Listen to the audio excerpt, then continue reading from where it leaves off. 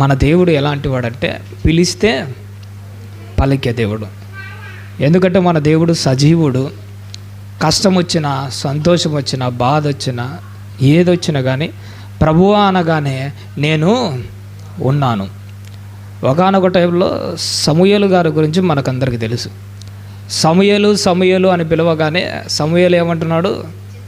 చిత్తం ప్రభువా నేను ఉన్నాను. దేవుడు పిలిస్తే సమూయేలు అనగానే చిత్తము ప్రభువా నేను ఉన్నాను అన్నట్టు, అదే సమూయేలు ప్రభువా ప్రభువా అని పిలిస్తే నేను ఉన్నాను అని అనకుండా పోతాడా? ఖచ్చితంగా అంటాడు. దేవుని యొక్క స్వాభావిక లక్షణం ఏంటంటే తన పిల్లలు ప్రభువా అని పిలిస్తే అస్సలు పలకకుండా ఉండలేడు. అది ఆయన యొక్క గొప్ప లక్షణం. ఒకానొక టైంలో ఐగుప్తు దేశం నుండి ఇజ్రాయేల్ అందరూ బయలుదేరుతారు. బయలుదేరేటప్పుడు ఒకానొక టైంలో వీళ్ళకు నీళ్లు చాలా దప్పిగా అవుతాయి. నీళ్ళు అసలు ఉండవు. ప్రభువా అనగానే బండలో నుంచి నీళ్లను బయటికి తీసుకొని వస్తాడు. ప్రభువా అనగానే బండలోంచి నీళ్లు తెప్పించేవాడు ఎవరంటే దేవుడు. మరొక సమయంలో నీళ్ళైతే ఉంటాయి కానీ ఆ నీళ్లు తాగడానికి పడికిరావు, చేదు జలాలు. ప్రభువా అనగానే చేదు జలాలను మళ్ళీ మధురమైన జలాలుగా మార్చేస్తాడు. మరొకసారి నీళ్ళే అడ్డంగా ఉంటాయి ఎర్ర సముద్రం విషయంలో.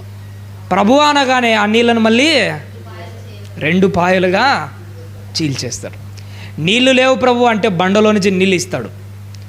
ఉన్న నీళ్ళు సరిగా లేవు ప్రభువా, మారా నీళ్ళు అనగానే మారా నీళ్ళను మధురముగా మారుస్తాడు. ప్రభువా నీళ్ళే అడ్డంగా ఉన్నాయంటే ఆ నీళ్ళను 2 పాయలుగా చేసి నేను మీకు ఉన్నాను, మీరేం టెన్షన్ పడాల్సిన అవసరము లేదు. ప్రభువా అని పిలిస్తే నేను ఉన్నాను అని ఖచ్చితంగా సమాధానం ఇచ్చేవాడు మన దేవుడు. ఈరోజు మనం నీళ్ళ కోసం కాదు కానీ మన బ్రతుకును ముందర పెట్టుకొని ఒక్కసారి ప్రభువా అని పిలిచావనుకో, ఈరోజు వాక్యం ద్వారా నీకు నాకు ఖచ్చితంగా ఉత్తరము వచ్చి తీరుతుంది. ఇక్కడ దేవుని దగ్గర మనం ప్రస్తావిస్తున్న తీరులు ఎలాంటిదంటే సమస్య ఏదైనా, ప్రశ్న ఏదైనా కానీ అన్నిటికీ సమాధానము ఒకటే. నువ్వు ఏ అవసరంతో ప్రభువా అన్నా, ఏ కష్టంతో ప్రభువా అన్నా కానీ సమాధానం మాత్రం ఖచ్చితంగా అటువైపు నుంచి వస్తుంది. ఈరోజు మన బ్రతుకులను అరచేతుల్లో పెట్టుకొని హృదయపూర్వకంగా ప్రభువా అని పిలిస్తే ఆయన ఇచ్చే సమాధానం ఎలా ఉంటుందో, ఆ సమాధానం ద్వారా మన బ్రతుకులు ఎలా ఔన్నత్యమైన స్థాయికి వెళ్తాయో ఈరోజు ఒక గొప్ప అంశాన్ని గురించి మనం చక్కగా బైబిల్ గ్రంథంలో ఆలోచన చేస్తూ ముందుకు వెళ్దాం. ఈరోజు బైబిల్ నుంచి మనం ఆలోచించబోయే విలువైన అంశం ఏంటంటే ముక్తికి 3 సూత్రాలు. ముందుగానే ప్రకటించిన విధంగా ముక్తికి 3 సూత్రాలు. ఆల్రెడీ ఇది మనం చాలాసార్లు విన్నాం, కానీ విన్నది వేరు. కానీ ఈరోజు నేను మాట్లాడబోతున్నది మరొకటి. ఇంతకుముందు మనం ఏమి వింటామంటే ముక్తికి 3 సూత్రాలు అనగానే మొదటిది ప్రార్థన, రెండవది 1 ప్రార్థన, 2 ప్రవర్ధన, 3వది పని. ఈ 3టిని మనం ఏమని ప్రస్తావించుకుంటూ వచ్చామంటే ముక్తికి 3 సూత్రాలు. ప్రతి ఒక్క ఆత్మీయమైన వ్యక్తికి ప్రార్థన అన్నది కంపల్సరీగా ఉండదు. ప్రార్థన లేకపోతే ఆత్మీయ జీవితం ముందుకు సాగదు. రెండవది ఏంటంటే పని. దేవుని పని చేయందే ప్రభువా ప్రభువా అని పిలిచినంత మాత్రాన మనం పరలోకానికి పోవు. ప్రార్థనే కాదు, ప్రార్థనతో పాటు ఆయన చిత్తాన్ని నెరవేర్చే పని కూడా చేయాలి.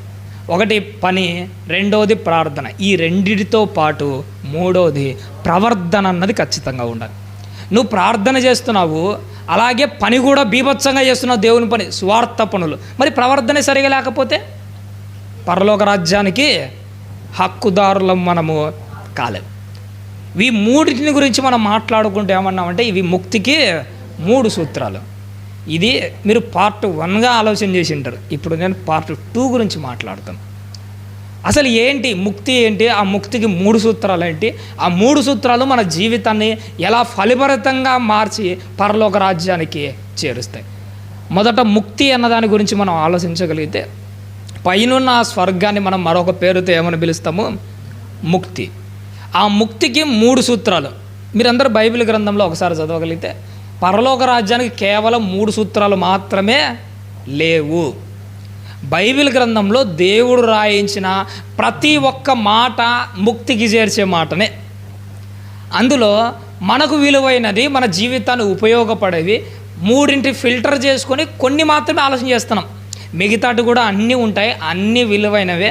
మనకు కావలసిన కొన్ని మాటల గురించే సమయాన్ని బట్టి సందర్భాన్ని బట్టి విలువైన మాటలుగా వాటిని మనము జ్ఞాపకం చేసుకుంటూ ముందుకెళ్దాం. అన్ని విలువైనవి అంటే అన్ని విలువైనవే, ఇది మాత్రం ఎప్పటికీ మర్చిపోకండి. చాలామంది ఏమనుకుంటారు, ఒక మాట విలువైనది ఒకటి విలువైనది కాదనుకుంటారు. పాత నిబంధన విలువైనది కాదు, కొత్త నిబంధన విలువైనది అనుకుంటారు. కాదు తెలుసా, ఆది కాండంలో మొదలైన 0 మొదలుకొని, అంటే మొదటి అక్షరం మొదలుకొని ప్రకటన గ్రంథం ముగింపులో ఉన్న చివరి అక్షరం వరకు ప్రతి పొల్లు విలువైనదే, ప్రతి మాట స్వచ్ఛమైనదే, ప్రతి మాట మన బ్రతుకులు సరిదిద్దేదే. ఒకటి విలువైనది ఒకటి విలువ లేనిది అని మరొకటి అంటూ ఏమి బైబిల్ గ్రంథం ఉందో లేవు.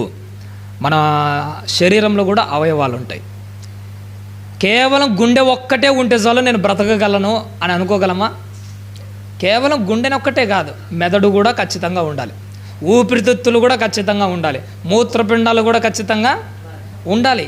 ఇవే కాదు, ప్రతిదీ ఉండాలి. ప్రతిదీ ఎంత విలువైనదో దేవుడు బైబిల్ గ్రంథమందు రాయించిన ప్రతి మాట విలువైనదే. కానీ సందర్భాన్ని బట్టి ఒక్కొక్కదిగా మనం ఆలోచన చేస్తున్నాం కాబట్టి ఈరోజు మనం ముక్తికి చేరే ఆ 3 సూత్రాలలో 2వ భాగంగా మొదటి దాని గురించి మాట్లాడతాం. మొదటి సూత్రం ఏంటో తెలుసా? నిరంతర సాధన. ఇక నుంచి బాగుంటుంది, వాక్యాన్ని మీరు శ్రద్ధగా వినాలి.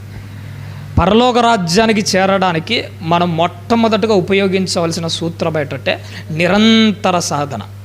నిరంతర సాధన అంటే ఏంటంటే ఏదైనా కానీ ఒక పనిని పదే చేయడాన్ని మనం ఏమంటామో తెలుసా? నిరంతర సాధన. దేని విషయంలో మనకు నిరంతర సాధన ఉండాలో తెలుసా? ఏదైనా ఒక ఆత్మీయ జీవితంలో ఒక పని ఒకసారి చేసి వదిలేసామనుకో, రెండోసారి చేయటప్పుడు మన అడుగులు ఏమైపోతాయి? తడబడతాయి. మీకు తెలుసో లేదో, అదే ఒక పనిని పదే చేసావనుకో నీ అడుగులు తడవడవు, నువ్వు చేసే పనిలో ఖచ్చితత్వం అన్నది వస్తుంది. పరలోక రాజ్యానికి నువ్వు చేరాలంటే మొట్టమొదట దేవుడు నీకు నాకు చూపించే మార్గం ఏంటంటే, నాయన ఆత్మీయ జీవితంలో నిరంతర సాధన అన్నది ఖచ్చితంగా ఉండాలి. తిమోతిలకు రాసిన పత్రికలో ఒక చక్కని మాట రాయించాడు. 4వ అధ్యాయము, తిమోతిలకు రాసిన మొదటి పత్రిక 4వ అధ్యాయము 8వ వచనాన్ని ఒకసారి జ్ఞాపకం చేసుకుందామండి. తిమోతిలకు రాసిన మొదటి పత్రిక 4వ అధ్యాయము 8వ వచనం. తల్లి, శరీర సంబంధమైన సాధకము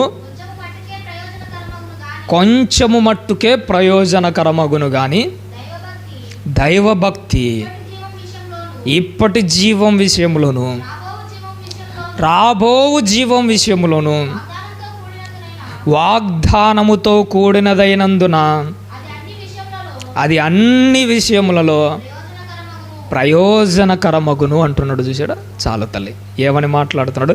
శరీర సంబంధమైన సాధకం అంటే ఏంటంటే శరీర సంబంధమైన ప్రాక్టీస్. మనం డైలీ ప్రాక్టీస్ చేయడం వల్ల దానివల్ల ఏమవుతుందట? కాసింత మేలే జరుగుతుంది. అందుకోసం మన వాళ్ళు జిమ్కి వెళ్తూ ఉంటారు, శరీరాన్ని దృఢంగా మారుస్తూ ఉంటారు. అలాగే రోడ్డు మీద ప్రతిరోజు వాకింగ్లని జాగింగ్లని చేస్తుంటారు. ఇవి చేయొద్దా అని అంటే చేయాలి. దేవుడు ఏమని చెప్పాడు? అవి కొంత మట్టుకు మనకు ప్రయోజనకరమైనవే. ప్రయోజనకరమైనవని దేవుడు చెప్పినాడంటే అవి చేయడంలో తప్పేమీ కాదు. కానీ దేవుడు అక్కడ ఒక మాట కూడా మెన్షన్ చేస్తున్నాడు. శరీర సంబంధమైన సాధకము కొంత మట్టుకే యూజ్ అవుతుందట. అదే ఆత్మ సంబంధమైన సాధకము, భక్తి సంబంధమైన సాధకము ఈ లోకముతో పాటు పరలోక రాజ్యానికి కూడా ఉపయోగపడుతుంది. కేరళలో ఒక డ్యాన్స్ కనపడుతుంది. ఏంటంటే కథక్కలి అని. ఎప్పుడైనా యూట్యూబ్లోకి వెళ్ళి ఒకసారి చూడండి. యూట్యూబ్లోకి వెళ్ళినా గూగుల్ సెర్చ్ చేసినా దాని గురించి చరిత్ర చదివినా మీకు అర్థమవుతుంది. ఆ కథక్కలి డ్యాన్స్లో ఉన్న స్పెషల్ ఏంటో తెలుసా?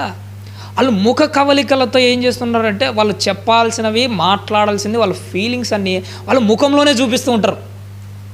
వాళ్ళ ముఖం ఒక్కసారి మీరు చూశారంటే ఆ కళ్ళు కదిలించేది, ఆ కళ్ళతో వాళ్ళు మాట్లాడే విధానాలు అవన్నీ చూసినప్పుడు నాకు వండర్ అనిపించింది. ఏంటి ఇలాంటి డ్యాన్స్ కూడా ఒకటి ఉందా అనిపించింది. దాన్ని చూసినప్పుడు దాని చరిత్ర చదివాను. ఆ ముఖ కవలికలతో వాళ్ళు చూపించే ఆ ఎక్స్ప్రెషన్స్ ఉన్నాయి చూసినారు కథక్కలి డ్యాన్స్లో. ఆ ఎక్స్ప్రెషన్స్ వాళ్ళు బయటకు చూపించడానికి వాళ్ళకి ఎంత ప్రాక్టీస్ చేస్తాడో తెలుసా? ఒక్కొక్కడట 5 నుంచి 10 సంవత్సరాలు ప్రాక్టీస్ చేస్తాడట. ఒక కళ్ళని ఎలా తిప్పాలో, ఒక ముఖ కవలికల్ని ఎలా ప్రాక్టీస్ చేయాలో 10 ఏళ్ళు ప్రయాసపడ్డాడు. కళ్ళకి ఎలా ప్రాక్టీస్ చేయాలో 10 ఏళ్ళు ప్రాక్టీస్ చేసావు కదా, మరి నీ కళ్ళు చెడిపోకుండా, నీ కళ్ళు తప్పుడు దారి పోకుండా మన ఈ కళ్ళకి ఎన్నిసార్లు ప్రాక్టీస్ అన్నది నేర్పించాము?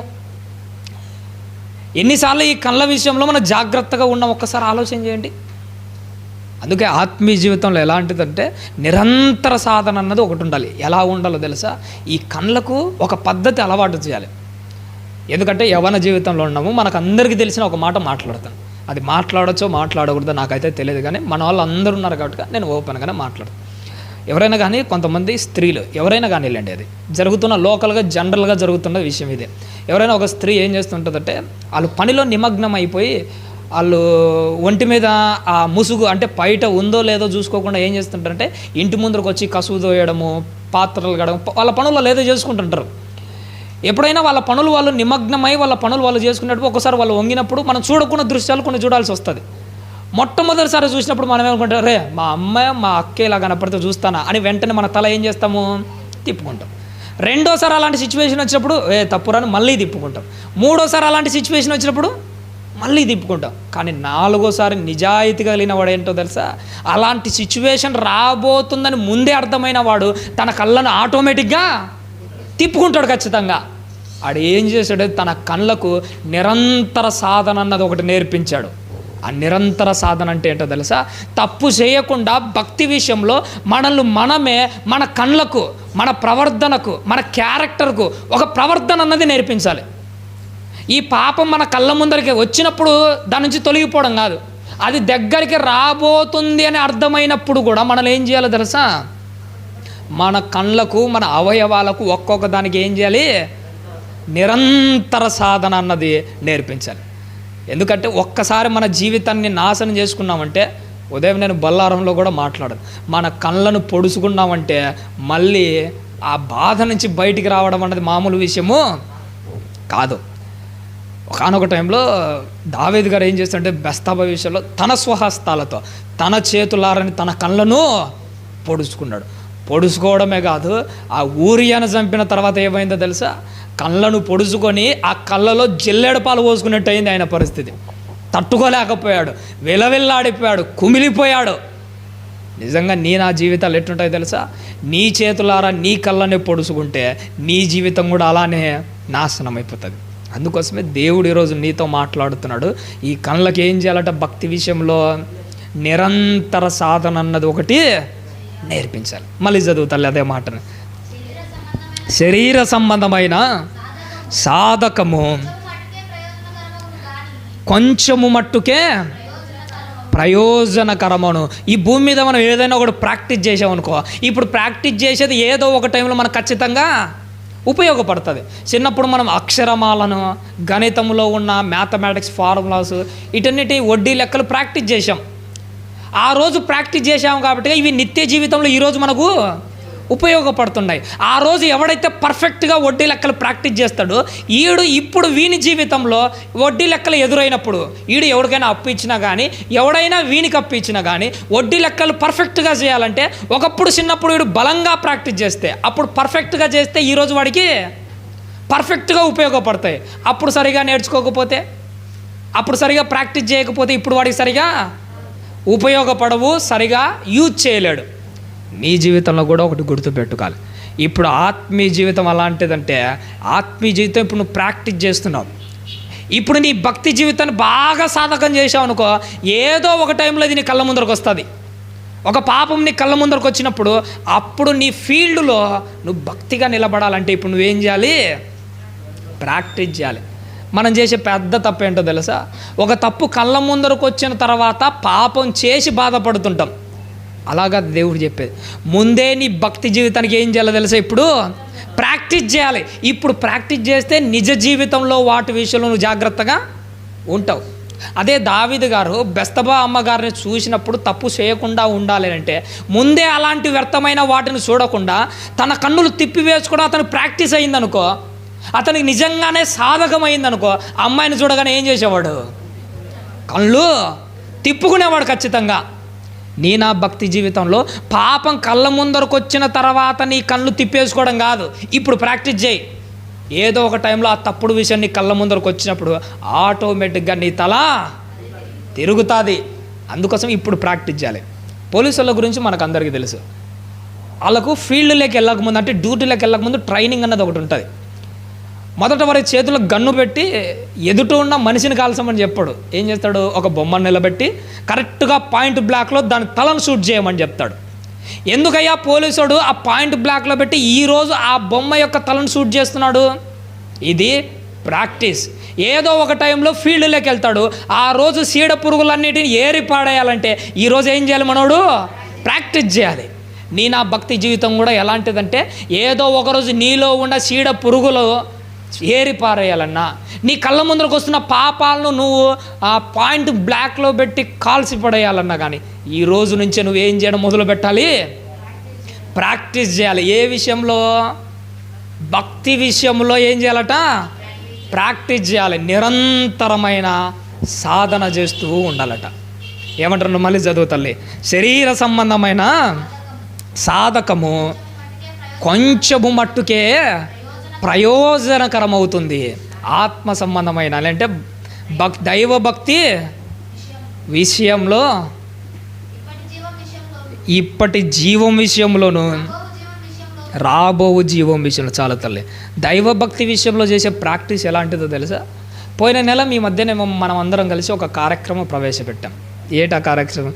Believer spiritual monthly self analysis. ఈ కార్యక్రమం ఎందుకు ప్రవేశపెట్టామో తెలుసా?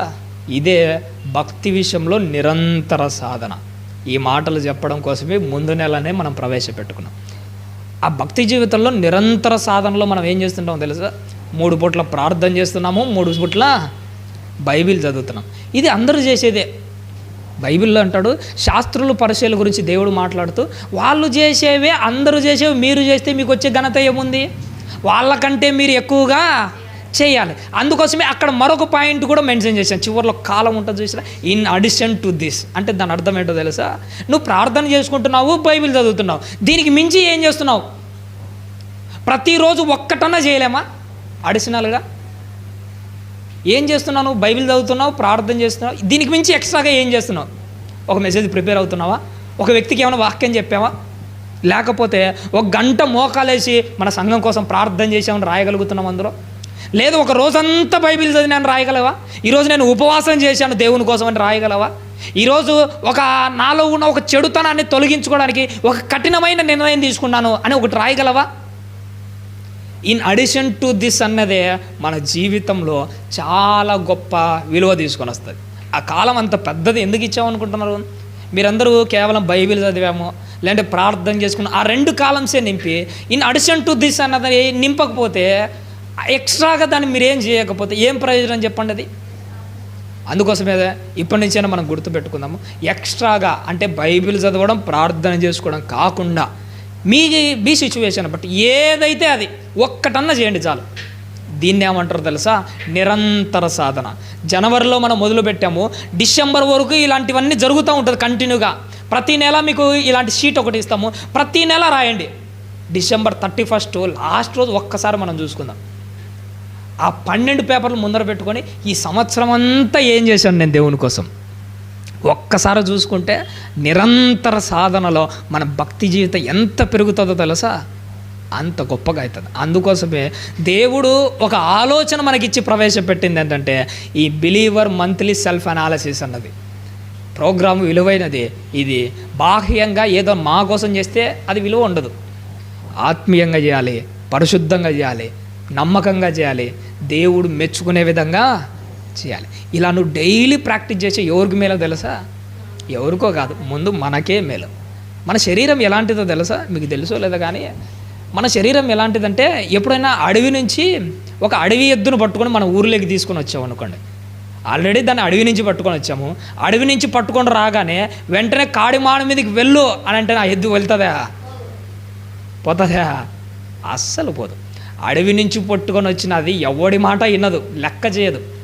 అడవి నుంచి పట్టుకొని వచ్చిన ఎద్దు ఎవడి మాట వినదో, మన శరీరం కూడా ఎలాంటిదో తెలుసా? లోకమనే అడవి నుండి పట్టుకొని వచ్చాం బాప్తిసం రోజు, ఇది కూడా ఎవడి మాట వినదు. మనం అడవి నుంచి పట్టుకొని వచ్చిన ఎద్దు మాట వినకపోతే ఏం వదిలేచ్చామా? నార తీయము తొక్కి, దాన్ని తొక్కి నార ఎలా అయితే తీర్చామో ఈ శరీరాన్ని కూడా తొక్కి నార తీసి దీన్ని ఒక ప్రాక్టీస్ చేయించారు. రోజు నలగొట్టి నిరంతర సాధన చేసి శరీరాన్ని ఏం చేయాలో తెలుసా? మనము సాధకం చేయాలి. అప్పుడు కదా ఇది రాటుదేలేది, అప్పుడు కదా ఇది పదునెక్కేది. మొద్దుబారిపోయిన జీవితాలు ఒక కత్తిని చూడ ఎంత పదును చేర్చి అంత పర్ఫెక్ట్గా దిగుతుంది. పాపం విషయంలో మొద్దుబారిపోయిన శరీరాలు మనవి. దీన్ని కూడా నువ్వేం చేయాలంటే నిరంతరము ప్రాక్టీస్ చేయాలి. ఏదో ఒక టైంలో నీ ఫీల్డ్లో అది ఉపయోగపడుతుంది. ఆ రోజు నువ్వు ప్రాక్టీస్ చేసినది ఖచ్చితంగా యూజ్ అవుతుంది. అందుకే దేవుడు ఈరోజు నీతో నాతో మాట్లాడుతున్నాడు. ఏం చేయాలంటే ఈ శరీరానికి భక్తి జీవితాన్ని ఏం చేయాలట? నిరంతరము సాధకము చేయాలి. ఈ మధ్యకాలంలో నేను ఒక దాని గురించి ఆలోచన చేశాను. ఒక వ్యక్తి నీళ్ళ లోపల ఎక్కువసేపు బ్రతకాలంటే, ఉదాహరణకు మనమే నీళ్ళలో చాలాసేపు బ్రతకాలంటే అవుతుందా? ఊపిరి ఉగ్గపట్టలేం. 1 నిమిషానికి అమ్మో అంటుంటాం. కానీ కొంతమంది 1 నిమిషం కాదు, 2 నిమిషాలు కాదు, 3 నిమిషాలు, ఇంకా ఎక్కువ ప్రాక్టీస్ చేసిన వాడు నిమిషాలు ఉంటున్నారు నీళ్ళలోనే. ఎలా జరిగింది ఇది? ప్రాక్టీస్. ఎలా పెరుగుతుంది? ప్రతిసారి వాడు నీళ్ళల్లో మునిగి ఒక్కొక్క సెకండ్ పెంచుకుంటూ పోయి ఎంతసేపు నేను ఊపిరిని ఉగ్గబట్టగలను, ఎంతవరకు దీన్ని నేను కంట్రోల్ చేయాలని ఆడేం చేశాడో తెలుసా? ప్రాక్టీస్ చేశాడు. ప్రాక్టీస్ చేయగా ఒక్కొక్క క్షణం యాడ్ చేసుకుంటూ 1 నిమిషం మాత్రమే ఉండగలిగిన వాడు 2 నిమిషాలు నీళ్ళలోనే ఉంటాడు, 3 నిమిషాలు ఉంటాడు, 4 నిమిషాలు ఉంటాడు. కష్టపడితే 5 నిమిషాలు ప్రాక్టీస్ చేస్తే ఉండగలిగిన వాళ్ళు కూడా ఉంటారు. నా భక్తి జీవితంలో ఒక్కసారి గుర్తుపెట్టుకో, నీకు కూడా ఒక కోరిక చెలరేగుతుంటుంది మనసులో. ఆ కోరిక లోపల నుంచి వచ్చినప్పుడు నువ్వు ఎంతసేపు నిలబడుతున్నావు? 5 నిమిషాలు నిలబడుతున్నావా? ఈసారి ప్రాక్టీస్ చేయి, 10 నిమిషాలు నిలబడు, ఇంకా ప్రాక్టీస్ చేయి, అరగంట నిలబడు, ఇంకా ప్రాక్టీస్ చేయి, గంట నిలబడు, ఇంకా ప్రాక్టీస్ చేయి. అసలు ఆ కోరికను పూర్తిగా చంపి. ఇది మన జీవితంలో ఉండాల్సింది. నిరంతరము ప్రాక్టీస్ చేసేవాడు ఎప్పుడు ఏమవుతాడంటే ఏదో ఒక సాయంలో ఉచ్చ స్థితికి ఖచ్చితంగా వచ్చి తీరుతాడు ఖచ్చితంగా. ఎందుకంటే అది దేవుడు మనకిచ్చే వరం. ముక్తికి మొదటి సూత్రం ఏంటంటే నిరంతరమైన సాధన. ఆ సాధనలో నీ ప్రాణాన్ని నువ్వు బతికించుకోవచ్చు, నీ జీవితాన్ని నువ్వు నిలబెట్టుకోవచ్చు. మళ్ళీ ఒకసారి చదువు తల్లి. తిమోతిలకు రాసిన మొదటి పత్రిక 4వ అధ్యాయము 8వ వచనం తల్లి. శరీర సంబంధమైన సాధకము కొంచెము మట్టుకే ప్రయోజనకరమగును కానీ దైవభక్తి ఇప్పటి జీవం విషయంలోను రాబోవు జీవితం విషయంలోను వాగ్దానముతో కూడినదైనందున అది అన్ని విషయములో ప్రయోజనకరమవుతుంది. దైవభక్తి ఏం చేస్తుందంటే అన్ని విషయంలో ప్రయోజనమవుతుంది. మరొకటి విషయం ఏంటంటే కొంతమంది సముద్రంలో గజీతగాళ్ళని కొంతమంది ఉంటారు. నీళ్ళలో మనం చాలాసేపు ఉండలేం. వాళ్ళు చాలామంది చాలా దూరము ప్రాక్టీస్ చేస్తారు, చాలా దూరం ప్రయాణం చేస్తారు, చాలా దూరం ఈత కొట్టగలరు. వాళ్ళలో కనిపించిన ఒక విచిత్రమైన సంఘటన ఏంటంటే వాళ్ళు మునిగిపోరు, ఎక్కువగా నీళ్ళ మీదనే తేలుతూ ఉంటారు. దీనికి సంబంధించి ఈ మధ్య సైంటిఫిక్గా నేను ఒక రీజన్ చదివాను. దేవుడు నిన్ను పుట్టించేటప్పుడు నీ ఆత్మీయ జీవితానికే కాదు బాహ్య జీవితం గురించి కూడా చాలా ఆలోచన చేశాను. నీ ప్రాణం నిలబెట్టుకోవడానికి మన లోపల ఊపిరితిత్తులు ఉంటాయి చూసినారా? నిజంగా వాటిని ఏమంటారో తెలుసా? రియల్ లైఫ్ జాకెట్స్ అంటారు. లైఫ్ జాకెట్స్ అంటే విన్నారా? ఎప్పుడైనా ఓడలో ప్రయాణం చేసేటప్పుడు ఓడ బద్దలైపోయింది అనుకోండి, ఆ నీళ్ళలో తేలుతూ మన ప్రాణాన్ని కాపాడుకోవడానికి మనం లైఫ్ జాకెట్లను వేసుకుంటాం. నువ్వు ఓడ బద్దలైనప్పుడు ఓడలో ఉన్నవారు నీకు లైఫ్ జాకెట్లు ఎలా అయితే ఇస్తాడో, నువ్వు నీళ్ళలో బతికి నీళ్ళలో తేలడానికి నీకు లైఫ్ జాకెట్లే దేవుడు ఇచ్చాడు ఆల్రెడీ. మన ఊపిరితిత్తులు ఉన్నాయి చూసినారా? ఇవి లైఫ్ జాకెట్స్. ఎప్పుడైతే నువ్వు నీళ్ళలో మునిగినప్పుడు ఆ ఊపిరితిత్తులు ఫుల్గా గాలి పట్టేసిన ఒక నింపేసావు అనుకో, అడుగునున్న సముద్రం అడుగునున్నా కానీ పైకి ఖచ్చితంగా వస్తావు. అందుకే ఈ ఊపిరితిత్తులను ఏమంటారంటే రియల్ లైఫ్ జాకెట్లని అంటారు. నీ ఆత్మీయ జీవితం కూడా దేవుడిచ్చిన ఒక వరం ఏంటో తెలుసా? నువ్వు నిరంతరం ఇలాంటి ప్రాక్టీస్ ఒకటి చేసావు అనుకో, నీ ఆత్మీయ జీవితంలో ఖచ్చితంగా ఒక ఉన్నతమైన స్థాయికి వస్తావు. ఖచ్చితంగా ఇది ఎప్పటికీ మర్చిపోకండి. ప్రాక్టీస్ అన్నది ఎప్పుడు మర్చిపోకండి. ఎంత ప్రాక్టీస్ చేస్తే అంత మన జీవితాలే గొప్పగా ఉంటాయి. ఆ వ్యక్తి చూసారా? నీళ్ళలో మునిగిపోయినప్పుడు ఊపిరితిత్తుల నిండా గాలి పట్టానుకో ఖచ్చితంగా పైకి వస్తాడు. ఎందుకంటే ఆ ఊపిరితిత్తులు దేవుడు మనకిచ్చిన వరం. ఆత్మీయ జీవితంలో దేవుడు నీకు ఇచ్చిన గొప్ప వరం ఏంటో తెలుసా? ఆయన ఇచ్చేటప్పుడు నీ ఆత్మను, పిరికితనం కలిగిన ఆత్మను ఇవ్వలేదని మాత్రం మర్చిపోకు. ఆ ఆత్మతో నేను ఏం చేయాలో తెలుసా? ఒక శక్తిని పుంజుకొని దేవుడిచ్చిన వరాన్ని యూటిలైజ్ చేసుకొని గొప్పగా బ్రతకాలి. అంతవరకు ఈ శరీరాన్ని మనం ఏం చేస్తుండాలి? నిరంతరము సాధకం చేస్తూ చేస్తూ చేస్తూ ఒక గొప్ప స్థాయిలో నిలబడాలి. ఇదే మన మొదటిది, ముక్తికి మొదటి సూత్రం ఏంటి? నిరంతర సాధన. ఈ నిరంతర సాధనలో గుర్తుపెట్టుకోండి, ఎంతవరకు ఈ సాధన ఉండాలో తెలుసా? ఒకటి, నువ్వు చచ్చేంత వరకు ఉండాలి, లేదంటే యేసుక్రీస్తు వచ్చేంత వరకు ఉండాలి. ఈ మధ్య నేను కమలాపురంకి డ్యూటీకి వెళ్ళేటప్పుడు చలికాలం ఒక సిచ్యువేషన్ నా కళ్ళ ముందరకు వచ్చింది. చూసి ఆలోచనలో పడిపోయాను. వద్దులే అవసరం. చూసి ఆలోచనలో పడిపోయాను.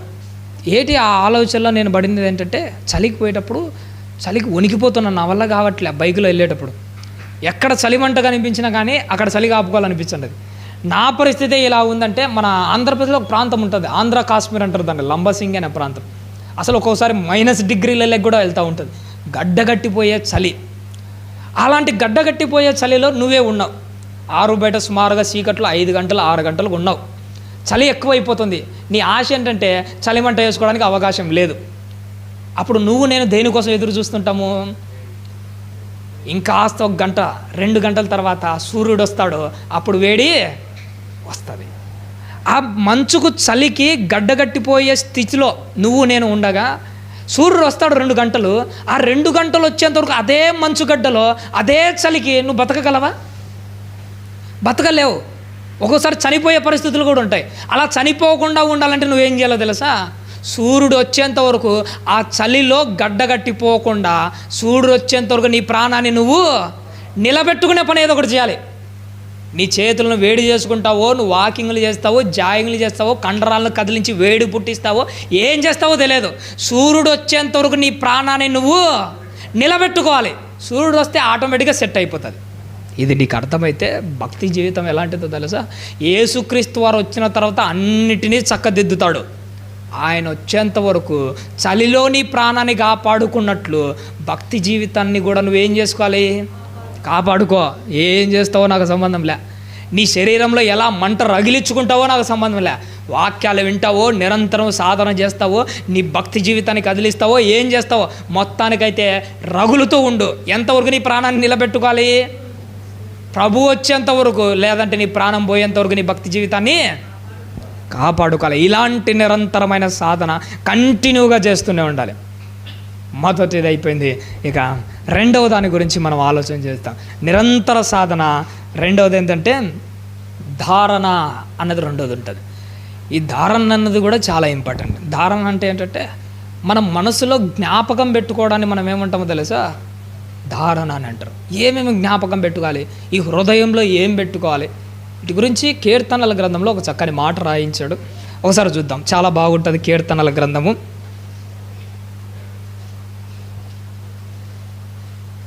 119వ అధ్యాయము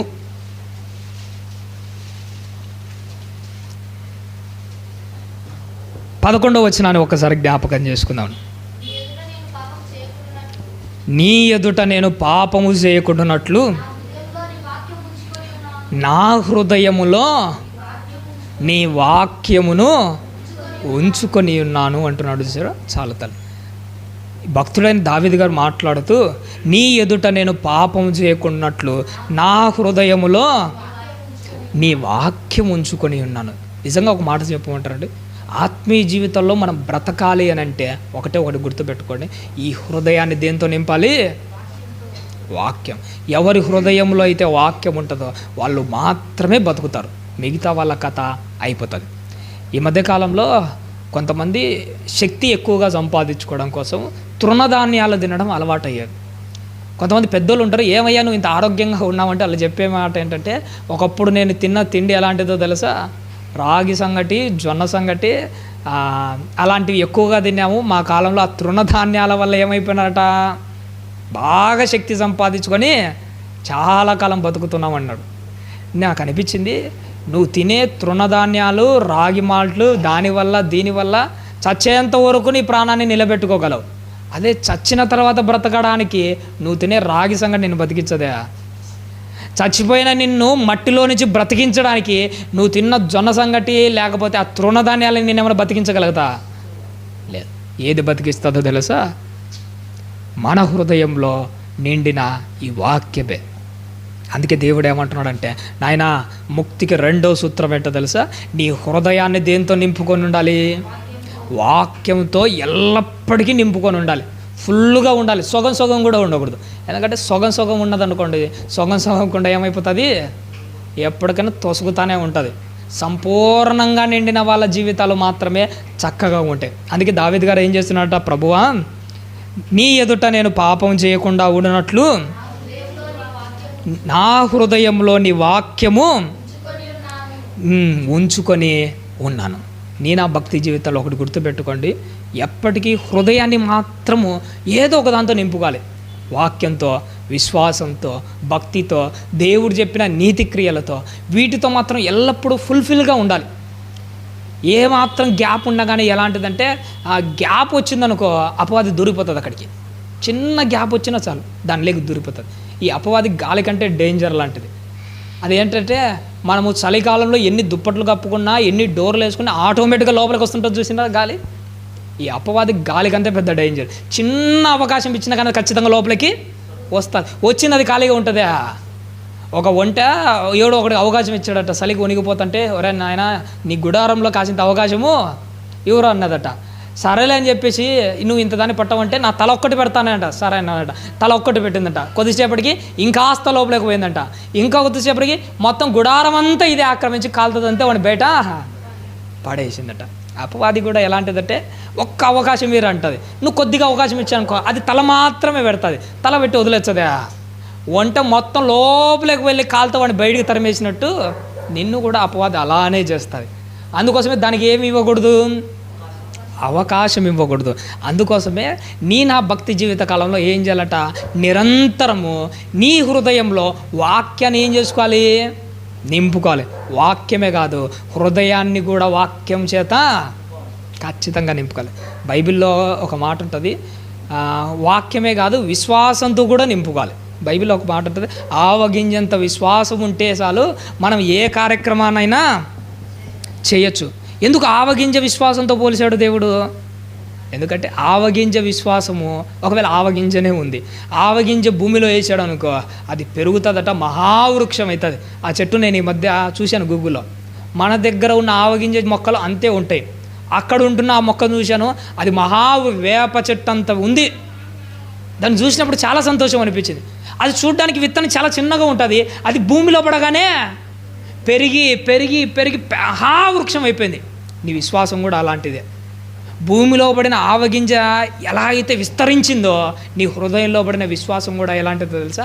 పెరిగి పెరిగి పెరిగి మహావృక్షం అవుతుంది. నువ్వు చాలా స్థిరపడిపోతావు. ఎప్పుడైనా మనకు పెరుగు గురించి ఒక విషయం తెలుసు. మనమ్మ పాలు బాగా కాంచి దాని మీలో ఏం చేస్తుంది? కాసింత తోడు వేస్తుంది. వేసేది కొద్దిగానే, ఒక 8 గంటల తర్వాత ఆ కొద్ది తోడ ఏమైపోతుంటుందంటే పేరి పేరి పేరి ఒక పెద్ద పాత్ర నిండా, పెరుగు నిండా పాత్ర అంతా నింపేస్తుంది. ఒక తోడు పాలను పెరుగు ఫుల్లుగా ఎలా అయితే నింపేసిందో, నీ హృదయంలో పడిన ఆవగింజంత విశ్వాసము నీ హృదయం మొత్తం నింపేస్తుంది. అందుకే దేవుడు ఏమంటున్నాడంటే, నువ్వు ఎక్కువ సంపాదించుకోవాల్సిన అవసరం లేదు. మొట్టమొదట ఎంత ఉండాలి? విశ్వాసము. ఆవగింజ చిన్న విశ్వాసం చాలు. ఆ ఒక్క విశ్వాసమే నా భక్తి జీవితాన్ని ఏం చేస్తుంది? ఉంటుంది. కానీ ఈ మధ్యకాలంలో ఏమంటున్నారంటే, మన వాక్యంతో విశ్వాసంతో మాత్రమే కాదు, పనికి మాలిన ప్రతి పాపపు క్రియలతో మన జీవితాన్ని ఏం చేసుకుంటున్నాం? మనము నాశనం చేసుకుంటాం. మన హృదయములో పాపం ఏం చేస్తుంటుంది? సుఖ నివాసం చేస్తూ ఉంటుంది. అది నిజంగానే జరుగుతుంది. ఏం చేద్దాం? దేవుడేమో వాక్యం విశ్వాసాలు పెట్టుకోమని చెప్తే, మన హృదయంలో ఏం చేసుకుంటాం? దానిని పాపాన్ని సుఖ నివాసం చేసే విధంగా చేసుకుంటాం. కానీ మనం ఏం చెప్పుకుంటాం? ఒప్పుకుంటామా మన లోపల పాపం ఉందంటే? ఎవడు ఒప్పుకోడు. నువ్వు ఒప్పుకోవట్లే, నేను ఒప్పుకోవట్లే. కానీ నేను ఒప్పుకోకపోయినా నీ క్రియలు ఒప్పుకుంటాయి తెలుసా? ఎప్పుడైనా మన అమ్మ భోజనం చేస్తూ ఉంటుంది, భోజనం చేసేటప్పుడు మనము అన్నం నోట్లో పెట్టుకొని ఉప్పు అందులో చప్పగా ఉన్నదనుకో, వెంటనే మన అమ్మని పిలిచి, ఏమ్మా అన్నంలో ఉప్పు వేసినావా లేదా, ఏమ్మా అన్నంలో ఉప్పు వేసినావా లేదా అంటే అమ్మ ఏమంటుంది, ఖచ్చితంగా వేసి అంటారు అంటది.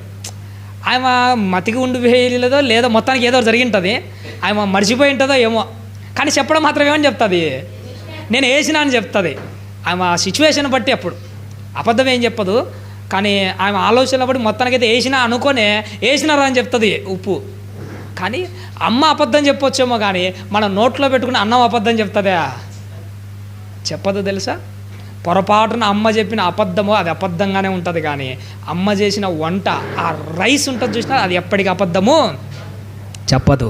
ఇది నీకు అర్థమైతే నువ్వు అబద్ధం చెప్పొచ్చు, నేను పరిశుద్ధుని, నా హృదయంలో ఏమీ లేదని, కానీ నీ క్రియలు చెబుతాయి నీలో పాపం ఉందా లేదా. అందుకే నా భక్తి జీవితాలు ఎప్పటికో గుర్తుపెట్టుకోండి. లేదని మాత్రం మనం ఎప్పుడు అనకూడదు. యాకోబు గారేమో అనుకుంటాను, మేము పాపం లేని వాళ్ళమని చెప్పుకునేలా మనల్ని మోసపుచ్చుకుంటాం. మనం పాపం లేని వాళ్ళమని ఎప్పటికీ చెప్పకూడదు. ఎందుకంటే మనకు తెలియకుండా పొరపాటున చేసింటాం. అమ్మ ఏమో తెలియకుండా చేసి ఉంటుంది, ఉప్పు వేసినామంటే వేయలేదంటుంది, ఆమెకి ఏం తెలుసు, మర్చిపోయి ఉంటుంది. కానీ ఆమె అబద్ధం చెప్పిండొచ్చేమో, కానీ మనం నోట్లో పెట్టుకున్న అన్నం మాత్రం అబద్ధం చెప్పనట్టు మనం అబద్ధం చెప్పుకోవచ్చు. ఏదో పొరపాటునో తెలుసో తెలియక ఏదో ఒక టైంలో చేసి ఉంటాం, మనం చేయలేదని మాట్లాడినొచ్చు, కానీ నీ క్రియలు అబద్ధం చెప్పు. నీ క్రియలు చూసైనా గుర్తించు. నీ హృదయంలో భక్తి ఉందా, నీ హృదయంలో విశ్వాసం ఉందా, నీ హృదయంలో వాక్యం ఉందా, లేకపోతే పాపము నీ హృదయంలో సుఖ నివాసము చేస్తూ ఉందా. ఏది నీ హృదయాన్ని నింపుకుంటున్నావు, ఏది నీలో ధారణగా ఉంది అంటే జ్ఞాపకార్థంగా హృదయం లోపల ఏముంది, దీన్ని మాత్రం మనము జ్ఞాపకం పెట్టుకోవాలి. ఒకవేళ ఏముంటో భక్తిని ఉంటే పెంచుకో, ఒకవేళ పాపం సుఖ నివాసం ఉంటే దానిని తీసేసుకోవాలి. చిట్ట చివరగా మూడోది ఏంటంటే, ముక్తికి మూడో సూత్రం ఏంటంటే పునశ్చరణ. అంటే ఏంటో తెలుసా, మనల్ని మనము మళ్ళీ జ్ఞాపకం చేసుకోవడం. మొట్టమొదటిది ఏంటంటే నిరంతర సాధన, రెండవది ధారణ. నీ హృదయంలో జ్ఞాపకం పెట్టుకున్నవి, నీ హృదయంలో ఉన్న వాక్యాన్ని నువ్వేం చేయాలి, నెమరేసుకుంటున్నాను. పునశ్చరణ అంటారు. ఎప్పుడైనా కానీ ఒక ఎద్దు కానీ, పశువులు కానీ, మేకలు కానీ ఇవన్నీ ఏం చేస్తుంటాయంటే దొరికినప్పుడు గడ్డినంతా తినేస్తాయి. తినేసిన వెంటనే తనకు కావలసినవంతా నోట్లో పెట్టుకుంటాయి, లేదంటే కొంత దూరం లోపలికి పంపించుకుంటాయి. తర్వాత ఏం చేస్తాయి తెలుసా, ఆ పశువు ఏం చేస్తుంది, తన లోపల స్టోర్ చేసిన ఆహారాన్ని మళ్ళీ బయటికి తెచ్చుకొని ఏం చేస్తూ ఉంటుందంటే మళ్ళీ నెమరేస్తూ ఉంటుంది. భక్తి జీవితంలో నువ్వు జ్ఞాపకం పెట్టుకోవాల్సింది ఏంటంటే, వాక్యాన్ని నువ్వు దొరికినప్పుడు తీసుకో. ఏది ఖాళీగా ఉన్న టైంలో ఏం చేస్తావు, విన్న వాక్యాన్ని బయటికి తెచ్చుకొని ఏం చేయాలి, నెమరేసుకుంటూ ఉండాలి. ఇది ఎప్పటికీ మర్చిపోకూడదు. ఎందుకు మనం బయట తప్పులు చేసుకుంటూ ఎందుకు బతుకుతున్నాము, ఎందుకు పొరపాట్లు చేస్తున్నాము, దానికి రీజన్ ఒకటే. వాక్యం విన్నప్పుడు మాత్రమే నీ హృదయంలోకి వాక్యం వెళ్తుంది, లోపలికి వెళ్ళినది అట్నే పెట్టుకుంటున్నావు.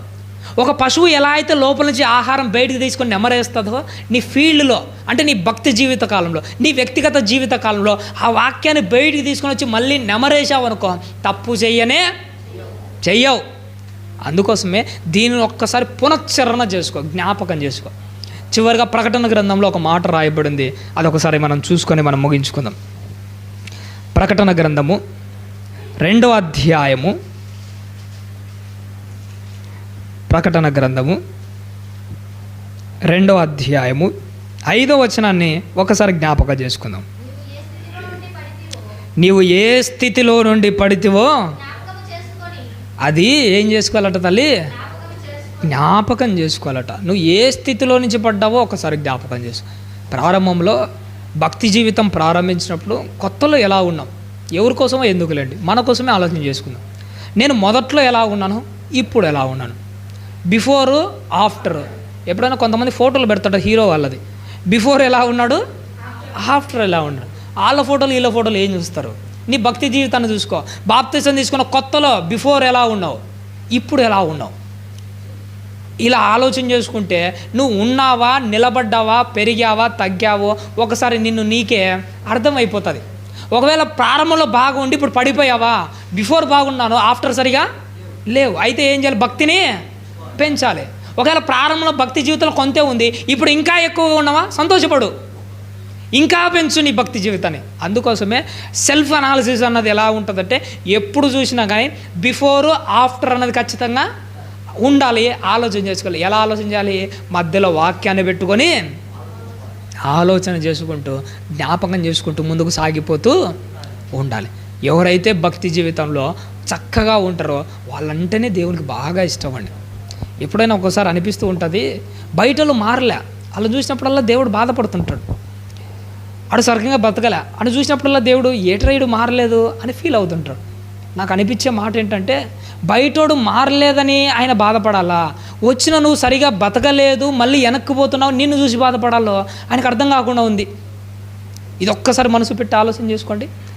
బయట వాళ్ళు రాలేదని బాధపడుతున్నాడు, సరే ఆ బాధ ఎలాగూ ఉంది దేవునికి. వచ్చిన నువ్వు దేవుని కోసం బతకకపోతే, వచ్చిన నువ్వు మళ్ళీ వెనక్కి తిరిగిపోతే నీ విషయంలో పడే బాధ ఎట్టుంటుందో తెలుసా ఆయనకు. బయటోడి కంటే దగ్గరికి వచ్చిన నువ్వు నీ విషయంలో ఆయన పడుతున్న బాధే ఎక్కువగా ఉంటుంది ప్రభు దేవుడు. అందుకోసమే నువ్వు ఏ స్థితిలో నుంచి పడిపోతున్నావో జ్ఞాపకం చేసుకొని విశ్వాసంతో ఆయన వైపు చూడాలి. నీ భక్తి జీవితం, నా భక్తి జీవితం ఎలాంటిదంటే, చివరిగా మన జీవితం ఎలాంటిదంటే ఒక బ్యాలెన్స్గా పోతుంటుంది. ఒక్కదాని మీద ఒక్కొక్కటి ఆధారపడి సాగుతున్న జీవితాలు మనకు. ఎప్పుడైనా మనము తాడు లాగే పందెం అని ఉంటుంది, రోప్ గేమ్స్ అని ఉంటాయి. దాన్ని మనం ఇంగ్లీష్లో ఏమంటారంటే రోప్ పుల్లింగ్ గేమ్సా అదే అనుకుంటాను. రోప్ పుల్లింగ్ గేమ్స్ అని ఒకటి ఉంటుంది. అంటే ఒక టీం వాళ్ళు ఈ పక్క, ఒక టీం వాళ్ళు అటువైపు ఆ తాడును ఏం చేస్తుంటారు, లాగుతుంటారు. ఒక్కొక్కడు తన దిశ వైపుగా లాగాలనుకునేటప్పుడు ఒక టీంలో మధ్యలో కానీ మొదట్లో కానీ ఎవడైనా ఒకని కాలు జారి స్లిప్ అయ్యాడు అనుకో, మొత్తం ఆ టీం అంతా ఏమైపోతుంటుందో తెలుసా, పడిపోతుంది. ఆ రోప్ గేమ్లో ఒక్కడు బ్యాలెన్స్ తప్పినా కానీ టీం మొత్తం పడిపోవడానికి అవకాశం ఉంటుంది. నీ జీవితం కూడా ఎలాంటిదంటే ఒక బ్యాలెన్స్ లాగా సాగుతుంటుంది. ఏ ఒక్క చిన్న దాని దగ్గర నువ్వు పడిపోయినా నీ ఆత్మీయ జీవితం మొత్తం కొట్టుకొని పోతుంది. కాలు జారావంటే నదిలో కాలు జారిన వాడు బయటికి రాకుండా శవమై డ్యాములో తేలినట్టు నీ నా జీవితాలు ఎక్కడ తేలుతుంటావో తెలుసు, డైరెక్ట్ నరకంలోనే తేలుతాం. కాలు జారకుండా ఒక్కొక్క దాన్ని కూడా జ్ఞాపకం చేసుకో. చిన్న విషయంలో పడిపోయినా కానీ మొత్తానికే మోసం అవుతుంది. పథకాలంలో ఏదో ఒక సామెత ఉండదు, తీగలాగితే దొంగ కదిలిందట. నీ జీవితంలో చిన్న దాని దగ్గర నువ్వు పడిపోయినాకో అపవాదం ఆ చిన్న తీగనే లాగుతుంది. అప్పుడు నువ్వు ఇన్ని రోజులు కట్టుకుంటూ వచ్చిన నీ మహావృక్షం లాంటి ఈ పెద్ద విశ్వాసం ఏమైపోతుంది, కూలిపోతుంది. కాబట్టి ప్రభన దేవుని వల్ల ఒక్కసారి నువ్వు జ్ఞాపకం పెట్టుకో, బ్యాలెన్స్గా సాగుతున్న ఈ జీవితంలో చిన్న లోపం కూడా లేకుండా చూసుకుంటూ ముందుకు సాగిపోతూ ఉండాలి. లేకపోతే నీ జీవితం నాశనం అయిపోతుంది. ఒకదాని మీద ఒకటి ఆధారపడి ఉంటాయి. చివరిగా నేను ఒక మాట చెప్పి ముగిస్తాను. మీరు ఎప్పుడైనా కానీ కొంతమంది పిల్లలకు అంగవైకల్యంతో పుడుతుంటారు. ఈ మధ్యకాలంలో నేను అంగవైకల్యం కలిగిన వాళ్ళకి పింఛన్ ఇచ్చే ఒక సందర్భాన్ని నేను గమనించాను. ఒక దగ్గరికి వెళ్ళాను, ఒక అమ్మాయికి పింఛన్ ఇస్తున్నాను. అమ్మాయి వయసు సుమారుగా నాకు తెలిసి ఒక 20 ఏళ్ళు ఉంటాయి, యవ్వనంలోనే ఉంది. అమ్మాయికి చెవుడు ఉంది, అలాగే మాటలు కూడా సరిగా రావట్లే, అసలు రావట్లే. మూగ అంటే మూగ చెవిటి 2 ఉన్నాయి. దీని గురించి నేను మళ్ళీ చదివాను. దీని భావం ఏంటని చదివితే నాకు అర్థం ఏంటో తెలుసా, ఎవరికైతే చెవుడు ఉంటుందో ఖచ్చితంగా వాళ్ళకు మూగ అన్న రోగం ఖచ్చితంగా వస్తుంది. ఎందుకంటే అమ్మ అన్న పదం వింటేనే కదా వీళ్ళు అమ్మ అని పలికేది, నాన్న అనే పదం వింటేనే కదా వీళ్ళు నాన్న అని పలికేది. అందుకే ఆల్రెడీ వీళ్ళకి చెవుడు ఉన్నదనుకో ఆ పదం వీళ్ళు పలకలేరు. చెవుడున్న ప్రతి ఒక్కరికి ఏమొస్తుంది, మూగ అన్నది ఖచ్చితంగా వస్తూ ఉంటుంది. నీ జీవితంలో కూడా ఒకటి గుర్తుపెట్టుకో, నీలో ఒక్కదాని విషయంలో నువ్వు పడిపోయినావంటే అది ఒకదానితోనే ఆగిపోదు, అది ఇంకొకదాని మీద కూడా ప్రభావాన్ని చూపిస్తుంది. నీ కన్ను విషయంలే కదా ఏం కాదులే అని కన్ను తన ఇష్టం వచ్చినట్టు పోనిచ్చావా, అది ఇంకొక దాని మీద ప్రభావం చూపిస్తుంది. నా మాటలే కదా అదుపు చేసుకోలేకుండా చిన్న చిన్న బూతులే కదా అనుకుంటే ఈ బూతులు మరొక దాని మీద ప్రభావం చూపిస్తాయి. ఇలా ఒకదానికి ఒకటి లింక్ అయి ఉంటుంది. నీ తీగలన్నీ కదులుతాయి, దొంగ అంతా కూలిపోతుంది, నీ ఆత్మీయ జీవితం సర్వనాశనం అయిపోతుంది. కాబట్టి పరమైన దేవుని వాళ్ళారా, నువ్వు నేను ఏం చేసుకోవాలంటే ఒక్కసారి జ్ఞాపకం పెట్టుకో, పునశ్చరణ చేసుకో. పడిపోతున్నావా, లేస్తున్నావా, లేచి మళ్ళీ ఏమైనా పడిపోతున్నావా, ఒకవేళ ముందుకే ఏమైనా సాగిపోతున్నావా, ఎలా ఉన్నావు నీ ఆత్మీయ జీవితం, నా ఆత్మీయ జీవితం ఎలా ఉంది. ఒకవేళ పడిపోతుంటే లేపుదాము, నిలబెట్టుకుందాము, చక్కగా ముందుకు సాగిపోతూ ఉందాం. ముక్తికి 3 సూత్రాలు. మొదటిదేంటి, నిరంతర సాధన. లోక సంబంధమైన సాధకాలు కొంత మట్టుకే యూజ్ అవుతాయి. ఎక్సర్సైజ్ చేయి, జాగింగ్లు చేయి, జిమ్కి వెళ్తూ కొంతవరకే బాగుంటాయి. అదే ఆత్మ సంబంధమైన అదేంటి విశ్వాస సంబంధమైన భక్తి సంబంధమైన సాధకం. ఇహలోక మాలిన్యం అంటించుకోకుండా నిన్ను నువ్వు కాపాడుకుంటూ పాపం నీలోకి ఎంటర్ కాకముందే దాని విషయంలో నువ్వు ప్రాక్టీస్ అన్నది ఖచ్చితంగా చేస్తూ ఉండాలి. ఎంత ప్రాక్టీస్ చేస్తే అంత నీ ఫీల్డ్లో అంటే నీ వ్యక్తిగత జీవితకాలం అంత పర్ఫెక్ట్గా ఉంటావు. రెండోది ఏంటి? ధారణ అంటే జ్ఞాపకం పెట్టుకోవడం, అంటే ఇది మనస్సులో స్మరణ చేసుకోవడం. ఏంటి? దేవుని మాటలు హృదయం నిండా నింపుకోవాలి, విశ్వాసాన్ని నింపుకోవాలి. ఒకవేళ నీ హృదయంలో పాపం సుఖ నివాసం చేస్తున్నగా నదిలో కొట్టుకొని ఎక్కడో డ్యామ్లో తేలినట్టు ఎక్కడో నేను తేలుతాం. ఖచ్చితంగా చివరిది ఏంటంటే పునశ్చరణ. ఏ స్థాయిలోనూ బిఫోర్ ఎలా ఉన్నావు, ఇప్పుడు ఎలా ఉన్నావు, ఒక్కసారి నువ్వు పరిశీలన చేసుకున్నాను, నేను పరిశీలన చేసుకో. ఈ మూడింటిని ఖచ్చితంగా ఫాలో అయ్యామంటే ఖచ్చితంగా మన ఆత్మీయ జీవితం ముందుకెళ్తుంది. ఖచ్చితంగా పరలోక రాజ్యానికి ఒక్కడుగైనా పడుతుంది. అందుకోసమే ఇందాక మన చెల్లెలు ఒక మంచి మాట చాలా బాగా నచ్చింది. లోక సంబంధమైన ప్రాక్టీస్ కోసం 100 అడుగులు వేయి, ఎన్ని అడుగులన్నా పరిగెత్తు, 1000 అడుగులు పరిగెత్తు, ఏం ప్రయోజనం లేదు. లోక సంబంధమైన సాధనాల కోసం 1000 అడుగులు వేసడం కంటే దేవుని కోసం 1 అడుగు వేసినా అదే శ్రేష్టమైనది. ఇంతకంటే ఏం కావాలి చెప్పండి? దేవుని విషయంలో కొద్దిగైనా ఏదో ఒకటి చేయండి, చిన్న పనైనా చేయండి.